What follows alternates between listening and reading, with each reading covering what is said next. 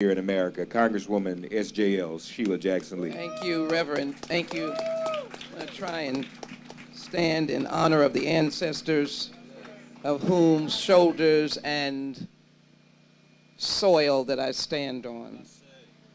Let me say that the audience is beautiful. The presenters are even more so. It is true that we are in the cradle of a historic, cataclysmic coming together. Public housing that was here when the foot soldiers ran out of desperation for refuge. And who did they find but folk who were considered impoverished and maybe uneducated, who opened their doors?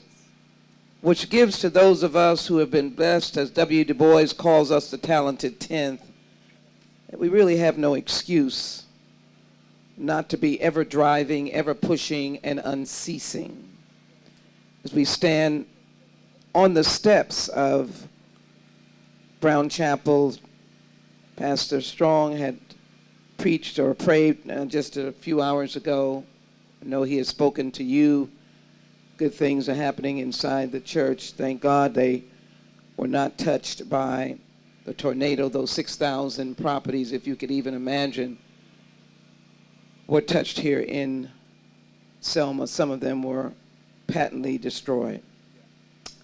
I want to acknowledge all of you from Cliff. It looks like every one of you, this is a reunion. I've been with you, Cliff. Your work is, not Cliff, I'm looking, Cliff is over here. I've been with you, Brian, for your New Jersey work. Thank you so very much. That plays into what we are trying to do.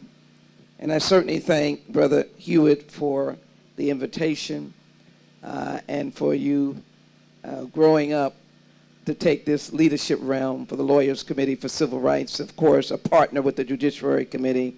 We rely upon you. Many people may not know that it was John F. Kennedy that called lawyers from around the country in 1963 and said, amazingly, with Robert Kennedy and Lyndon Baines Johnson, go to the courts. Go to the courts. As you're in the streets, I would never leave the streets, but go to the courts. Thank you for never ceasing, because even as the courts have turned their heads and backs on us, don't let up on them. Go into the courts. I'm in the courts all the time. My district is in the courts. We're going to be in the courts when the Supreme Court finishes with us on affirmative action. I'm going to be back in the courts. I'm going to look for a circuit that's going to say something different. Because right now we need to understand, as I try to make this brief summary, which is almost impossible because I live and breathe H.R. 40, the Commission to Study Slavery and Develop Reparation Proposals, amended by me and others to move to development. There is no doubt that we could not do this work without Reverend Mark Thompson, who has a voice unending and without ceasing and unafraid. Thank you, Reverend, for your spirit. And Kichi, thank you for forever being the songbird that has a beautiful, melodious tone, but never gives up the fight. Give her a hand, please. April and Cliff travel around the world, around the nation. I'm glad they land in Houston, Texas, trying to tell us what we need to do, and that is to get out to vote. Let me just be very clear where we are in 2023. We have individuals who've taken the helm of states with sizable populations that are diverse. They've told us that we cannot speak our history. The state of Texas has indicated that DEI is dead and forbidden. Universities are making pronouncements where just a few months ago they were trying to recruit African American students. They're athletes in every field, basketball, football, soccer, and every manager of sports on the university campus is diverse. And they're now saying that DEI is dead. Texas A&M, University of Texas, University of Houston, major institutions with thousands of students. Taxpayer schools of which I pay taxes. But yet it has been declared that what could be of some benefit to me, meaning that you will find the intelligentsia of my inner city schools, who may not have the opportunity to have had any generational connection to these schools, reach out to them so they can get to school. All of that is basically in jeopardy when we are in the midst of the most relevant moments for H.R. 40. H.R. 40 will be an activist process. It is a commission. It will be a commission of about 13 folk with a staff. It will have hearings across the country. It will hear from those who are and those who ain't. And I know that there will be those who will. That's okay. I think I have the righteousness of right. And whenever you have the righteousness of right, you must be willing and open in a democratic process to hear from everyone. But I'm about getting to the point that has never been gotten to. Slavery was fundamentally unjust. It was one of the most brutal, no, let me say this, the most brutal systems one could ever have. Without question, it was demeaning, degrading, dehumanizing, vicious, vile. It was a killer. There is no population in the nation today that can say that they, on this soil, they may have come from places, and I stand and empathize with them, but no one on this soil. One of the things, representing a diverse district, representing a diverse country, that I think it is important for us to do, is for those of you who are here who are diverse, don't look like me, you must be in places where I am few and you are many. Because it has to be a knowledgeable acceptance without fear for us to be able to discuss this thing called reparations. We cannot be hiding off, we're not hiding, but we cannot be over in our space talking about reparations, getting standing ovations and nods because we feel it and we know it. It has got to be one of the dividing lines is whether or not this is toxic. I refuse to accept that. Reparations is an international legal term that says that if you have been harmed, injured, you must be restored and repaired. It has been used across the land. It has been used in the Holocaust, and I jump for joy that it's been used. Even today, people are being repaired who were brutally killed and destroyed during the Holocaust. In 1980, supported by Congressional Black Caucus members, the few that were there, including my predecessor, it was after her, including one of my predecessors, Mickey Leland. We advocated for the American Civil Liberties Act. I was not there, they were. And that was to repair the damage done to Japanese Americans who were interned by the government. We worked with them for almost a decade. In 1988, President Ronald Reagan signed the American Civil Liberties Act, which brought about the reparations to our Japanese brothers and sisters, Japanese Americans. And of course, they are the strongest and some of the strongest supporters besides Nkechi, the 350 other organizations, including religious organizations, the Rabbinical Council, Presbyterians, Episcopalians, Baptists, Catholics, and others, Muslims and others. And so it is very important that we get past this hurdle that there is going to be something, some calamity, if we move on an executive order to allow the story to be told and the appropriate reparations to be designed. George Floyd's family are my constituents. Their pain is unending. As with Tyree Nichols' mother and others, as we call the roll, it is unending. During the time of that very crisis-focused time, speechlessness, anger and anguish, corporations were pouring out funds. Has anybody seen an inventory or an accounting? Wouldn't it have been better if we had had a roadmap so that your pouring out of dollars, any number of banks and corporations were just pouring them out? I will not get into the details of the organizations and whether we had seen them before or not seen them before. I will continue to be polite. But the point is, could we have been more effective if the decision had been made, let's do housing? If the decision had been made, let's close the wealth gap. If the decision had been made, let's make more black banks. That's what people don't seem to understand. We are cerebral people with a heart. We're not scattergun. We understand how to craft a reparatory system. Black banks, credit unions, housing, the improvement of our educational institutions, starting with primary and secondary school. You can brag about all your colleges, but you better sure talk about letting Jamal and Kwame read in the 3rd grade. Lawyer was talking to me about someone that couldn't write their name. Of course, they were the lawyer representing them in a criminal case. So if I might, lawyers like me are always, here's my able assistant right now, always got a bunch of papers together. So let me do this. I know that, but I live and breathe this, so you're going to have to forgive me. First of all, David Brooks, conservative columnist, finally wrote a op-ed saying, wow, it has just come to me. Reparations are a drastic policy, hard to execute, but the very act of talking and designing them heals a wound and opens a new story. What is wrong with that? Everybody know who David Brooks is?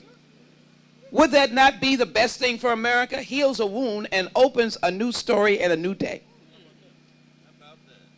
The commission is not only people of color. It's large enough to have individuals of like mind who represent a diverse community, potentially. To be able to come together to understand the very essence of what we have lost. You cannot even calculate what we have lost. One of the crucial aspects of what we have lost, first of all, I had my staff, I appreciate them very much. Oh, Reconstruction, people want to talk about, I said, you know what, I used to talk about Reconstruction. Because I know that there were named senators and named governors. But when you have a Reconstruction that allegedly started in 1865 and barely lasts past 1877, I want to forget it. Because one cannot point to a lasting, and some historians will challenge me, there were historically black colleges founded, but there was no carryover. When the Union troops left, the rage of hatefulness and violence and lynchings and the Jim Crowism that went into the 1900s, which was the 20th century, were unending. It did not last. And so when people talk about the Reconstruction, then in of itself is a call for reparations. We jumped from slavery back into Jim Crowism and the vileness of the birth of the Ku Klux Klan. We couldn't even live in the South on our own plantations as sharecroppers without them intruding on our property. We couldn't even have great-grandma and great-granddad's land last without it being snatched from governmental entities. And so it is important to realize that the commission recognizes, first of all, the brutality of slavery. Have we ever done anything that could equate to not causing fear? And it was right. Dr. Martin Luther King's speech in 1963, we always remember the dream, but I'm glad that you cited insufficient check. We've come here to cash the insufficient check. Dr. King was a young PhD. I can tell you that he understood the broadness of what that would mean. That's why he went to Chicago to talk about housing. He was ahead of us. That's why he stood up against the Vietnam War, not because he did not love the brothers and some sisters who were there, but he talked about the money that could be used for the dying and poor people in America. Now we honor every soldier that has ever shed blood in this country. Let me make sure, as a member of Congress, I say that because it is in my heart. But that was what he was talking about. He wasn't against these brothers who were dying and bleeding in Vietnam. He understood the choices that we were making. And so here we've had in 1974 a $10 million settlement. Everybody knows this. You can recite it by, on the Tuskegee study. I'm just going to read this quickly. 177 Black victims in North Carolina, forced sterilization, got $10 million, 2013. 1994, the Florida legislature paid $150,000 to each of the 11 survivors and those who were forced to flee the 1923 Rosewood race massacre. It's not only Tulsa, but it was big. 2001, Tulsa provided a scholarship fund and memorial to commemorate the 1921 massacre. Of course, we know with our friends in Tulsa that was not enough. In 2015, the Chicago City Council passed a reparations ordinance, $20 million, and then Evanston, Illinois, did their thing. Did any of these jurisdictions blow up? Are they off the map? Are they not to be heard from again? State of Florida not exist? Chicago going off the map? We have got to break the circle of fear.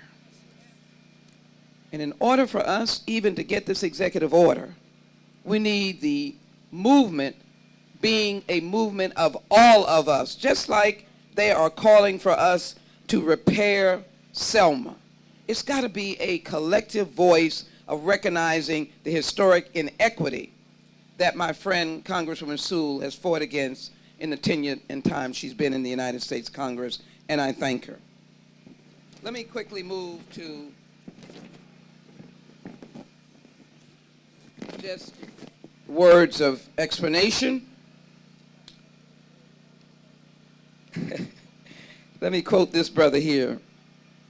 If we were granted H.R. 40 by executive order, it would be America once and for all saying black lives actually do matter and this nation must be repaired. Reverend Mark Thompson. On my floor statement, brother. You're in the history books. But let me also say to you, the pandemic, some people say AD, after death, BC, before Christ. We're going to be talking about after the pandemic. More African Americans died.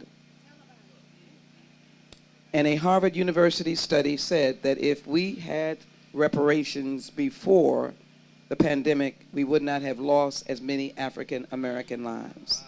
They studied Louisiana, in particular, New Orleans.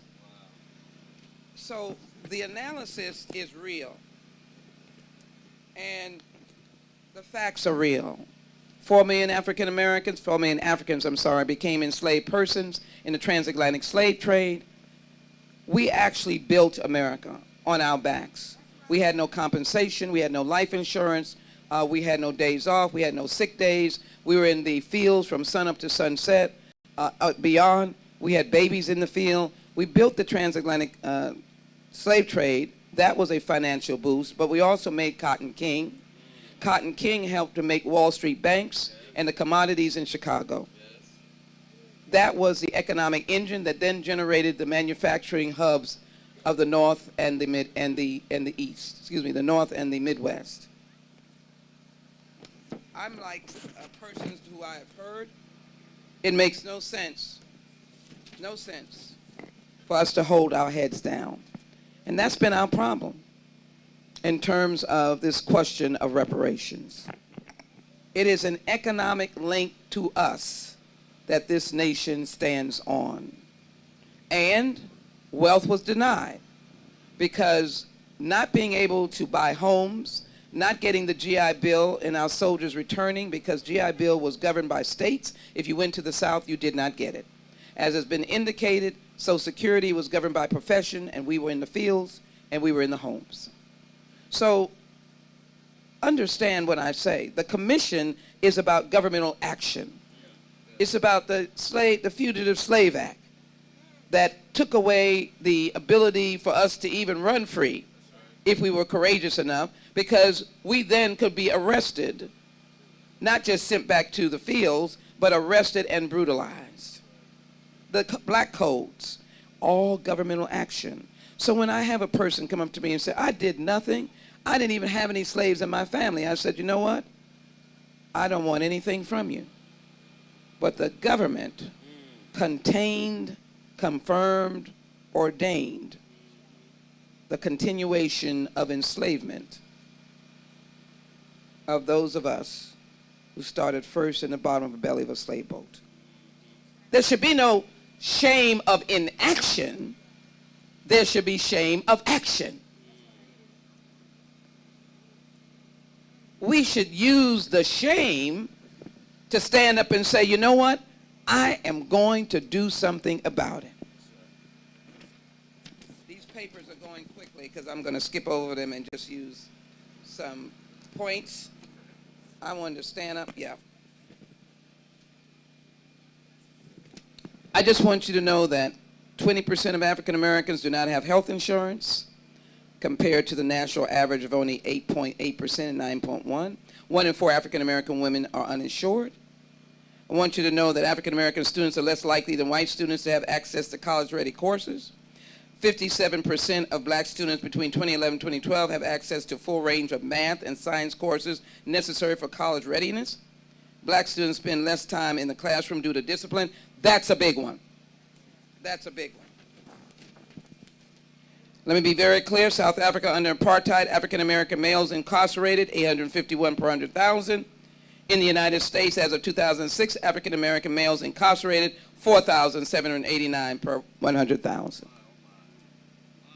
When is this going to stop? How long? Going quickly. Looking at males aged 25 to 29, for white males, 25 to 29, 1,685 per 100,000 incarcerated. Latino, same age, 3,912 per 100,000. For African American males, 11,665.